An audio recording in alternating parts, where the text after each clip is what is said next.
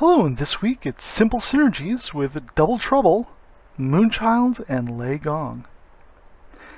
Now this is going to be a little more complex than normal, simply because each character is, well, almost two characters.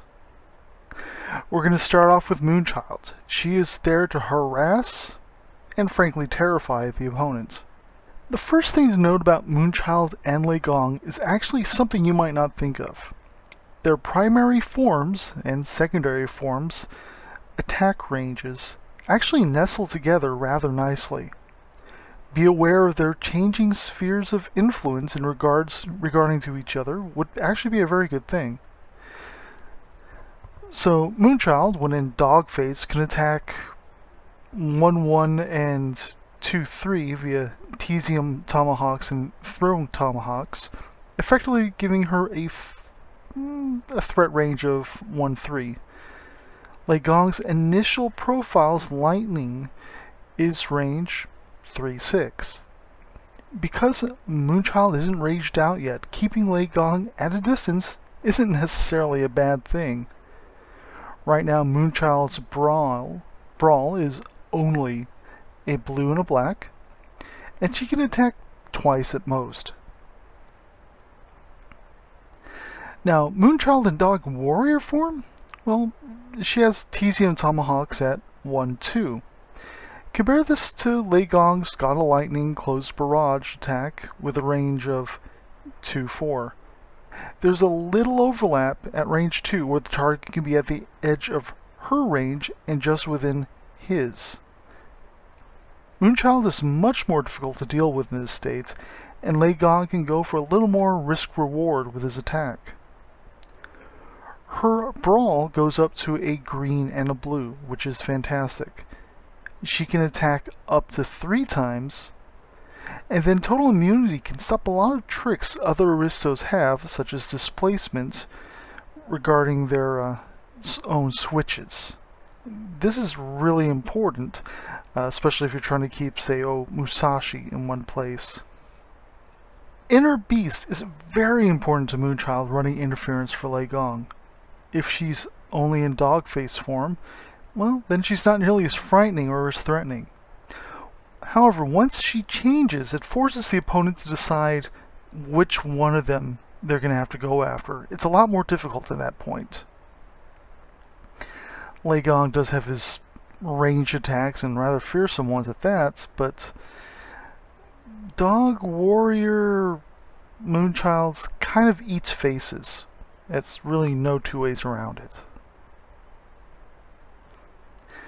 Now for her tactics, well, There's No Escape is very versatile, but in regards to Leigong, think of it sort of as spot removal. Should an enemy get within range 1-4, no line of sight to Moonchild, and can threaten Leigong, take them out, or at least keep them in place. If she's in dog warrior form, this will work much better.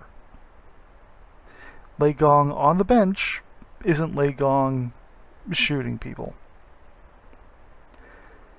Next up, it's Cruelty. Now this is a very fearsome tactic, and the threat of it ought to keep Moonchild at the top of mind for opponents. This is a good thing for Leigong. Additionally, having this switch, which if you are really lucky and the dice gods like you, could potentially give you 6 attacks. Yeah, that's just fun. that's just... It's scary, it's fun, that's awesome. This is something that can get overreacted to, but for good reason. So you could expect a no for that. I certainly would. Next up, Next up is Overwhelming. It can help with Moonchild's mobility in packed areas by giving her a little bit easier time of breaking away. So when she's in dog face form, well, it gives her more movements. Not a bad thing. She can get where she needs to go, preferably in between Leigong and an opponent. But when she's in dog warrior form, well, it's uncontested damage, and this makes her a lot more dangerous for enemies, which taking an enemy off the board protects Leigong. Always good. Now, these are all contingent, of course, on her actually getting the disengage roll. So there is the chance it could stop right there. So there is risk reward, but the benefits there are kind of compelling. And finally, force transmutation. Well, this gets Moonchild very dangerous in a rush. Yes, there is a -2 energy that goes along with it, but you gotta kind of keep in mind one simple fact that she's got 6 energy. That's not nearly as crippling as it is for most other characters. And again, as before, Dog Warrior Moonchild supports Leigong very well. Speaking of which, Leigong, well, he's there for versatile ranged offense. Leigong is nicely mobile, but has an awkwardly ranged mid to long attack. On the one hand, this lets him stay not too far away from Moonchild and, well, frankly, her targets. But on the other, he needs to be careful that enemies don't get past her, particularly if she's not in Dog Warrior form yet. Now, for his abilities, Mirrors of Leigong will help him get away or block line of sight with smoke. Now, the smoke doesn't bother him, this works to his advantage. But I think a little more importantly here, he can use the smoke to block line of sight to Moonchild. While she might want to get damaged in Dogface form to transform to Dog Warrior, there are other states that will impair her ability to function. These are things like dazzled, minus movement, being stunned, immobilizing Moonchild makes an unhappy Moonchild. Things like that. Many of these abilities, again, they rely on line of sight to be imposed on her. So having the smoke up helps protect her from that and lets her go about her game plan. Additionally, his switch and Mirrors of Leigong give him an escape route. Ideally, he should be assisting Moonchild, not being rescued by her. It'll eventually happen at some points, but you want to kind of minimize that as best you can. The more distracted Moonchild is, and the greater risk Leigong is, the worse off you are. So you want to try and maximize them working together by keeping her up front, eating faces, and him either softening targets or finishing them off. Now for tactics. Illusion of Stone will let you pop a smoke and block off areas. Well, that's really good. Blocking off routes of escape for Moonchild's target isn't a bad use of this at all. If there's a way for them to get out, basically you cut it off. That's fantastic. She doesn't have to chase after them. Likewise, limiting movement so enemies have to go by her is also quite nice. So if there is a easy way for them to disengage and get away from her, cut it off. Make it so they have to go and try and disengage from her once, twice, 3 times. And you kind of get the idea right there. That helps her control the space. It also helps her make sure that they're still close at hand, so when her turn comes up again, she can eat them. Works out great. Heaven Wrath is a very potent tactic that nicely softens up a target for Moonchild. While you cannot control the negative state that goes on them, it is still beneficial for her and the rest of the team.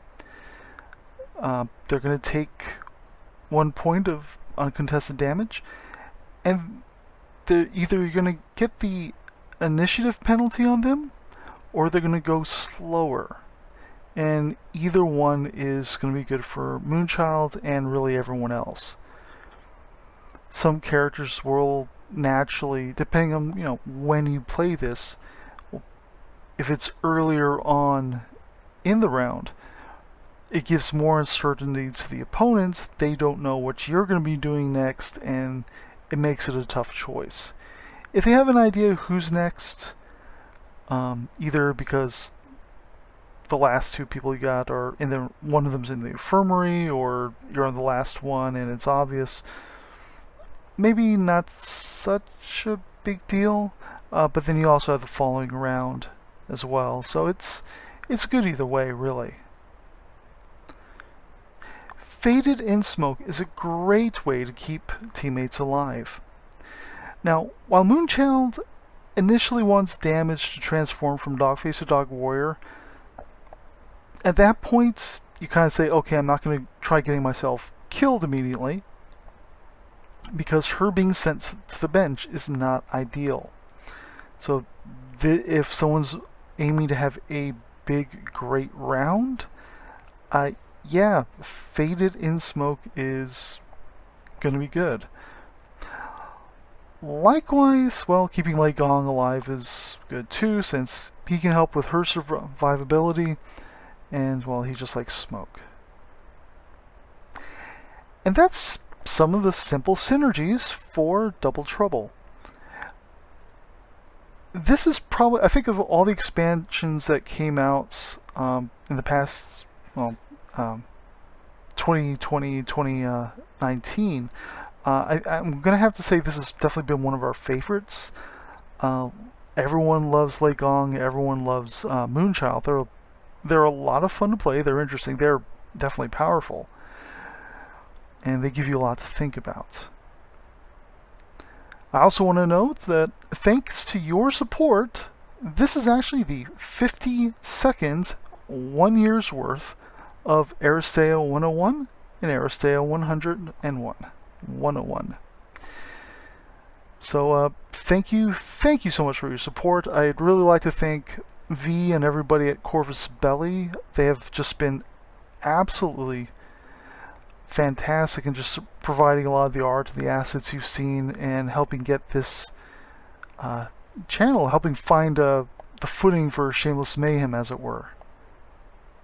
Anyways, like, comment, and subscribe, and we'll see you next week.